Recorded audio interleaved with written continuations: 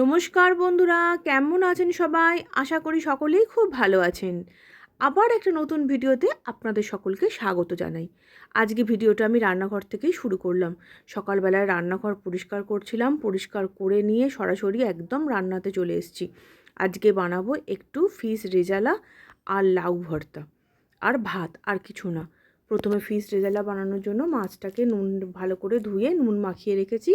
আর তার জন্য একটা মশলা বানাচ্ছি, সেটা হচ্ছে প্রথমে পেঁয়াজ সেদ্ধ করে নিয়েছি, তার মধ্যে দিয়ে দিয়েছি কাঁচা লঙ্কা আর কিছু কাজু বাদাম আর কিশমিশ দিয়ে ভালো করে মিক্সিতে পেস্ট করে নেব। আর যেহেতু এটা রেজালা, এতে কোনো হলুদ ব্যবহার হবে না। সাদা তেলে মাছগুলো হালকা করে ভেজে নেব।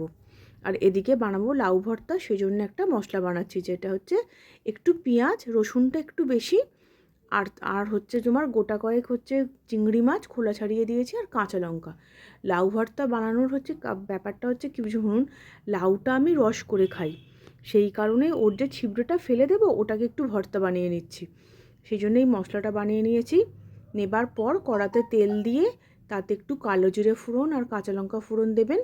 ফোড়নটা বেশ ভালো করে হয়ে গেলে ওর মধ্যে ওই বেটে রাখা মশলাটা দিয়ে দেবেন, মানে পেঁয়াজ আর হচ্ছে রসুন আর চিংড়ি মাছের যে পেস্টটা বানিয়েছিলেন ওটা দিয়ে একটু ভাজা ভাজা করে, আর লাউয়ের যে ওই বাটাটা রয়েছে, আপনারা এমনি প্লেন লাউকেও করতে পারেন।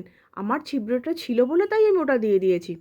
ওটা দিয়ে একটা নতুন রান্নার নিজের রেসিপি শুরু করেছি, নিজেই বানিয়েছি। এটা ফেলে দেবো কেন, একটা সুন্দর ভালোই হয়েছিল খেতে, আপনারাও বানিয়ে খেয়ে দেখতে পারেন, খারাপ হয়নি। এতে একটু সর্ষের তেলটা একটু বেশি যাবে, আর সর্ষের তেলেই করবেন। যে কোনো ভর্তা একটু সর্ষের তেল দিয়ে করলেই ভালো লাগে।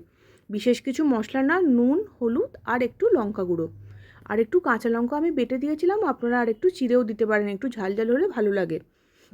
দিয়ে ভালো করে ওটাকে ভালো করে ভাজা ভাজা করে একদম ভর্তা টাইপের করে নিতে হবে। আর এদিকে আমি আবার ফিশ রেজালাটা বসিয়ে দিচ্ছি। যে মাছ ভাজার যে তেলটা ছিল তার মধ্যে দিয়ে দিচ্ছি গোটা গরম মশলা, তেজপাতা আর শুকনো লঙ্কা, আর হচ্ছে একটু গোটা জিরে আর একটু ঘি। পুরো রান্নাটা আপনারা ঘি দিয়েও করতে পারেন, কিন্তু আমি সাদা তেল আর ঘি দুটো মিশিয়ে করেছি। ঘিয়ের পরিমাণটা কমই ছিল।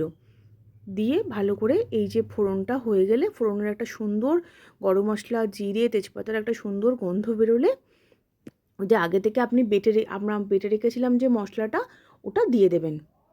দেখুন ভালো করে একটু নেড়ে ভাজা ভাজা করে নেবেন ফোড়নটা।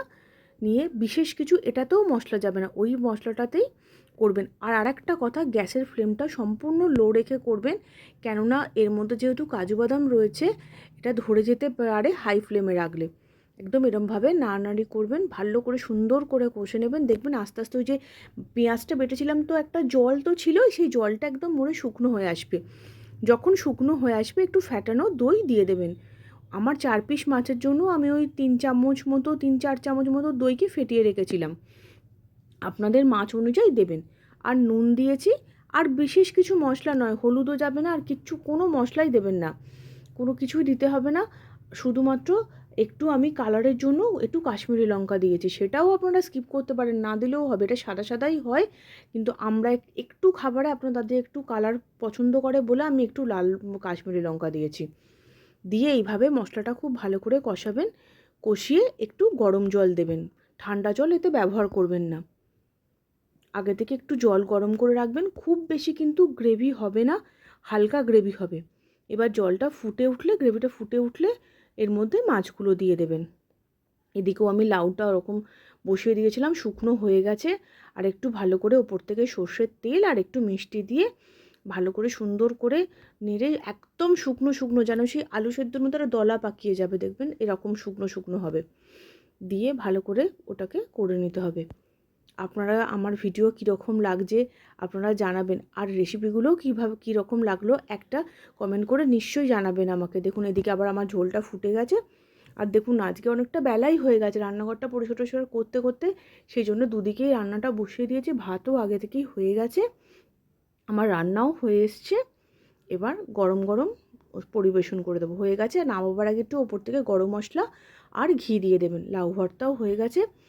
এবার চলুন খাবারটা নিয়ে বসে পড়ি। আবার একটা নতুন ভিডিও নিয়ে আপনাদের কাছে আসছি। ততক্ষণ আপনারা খুব ভালো থাকবেন, সাবধানে থাকবেন, সুস্থ থাকবেন।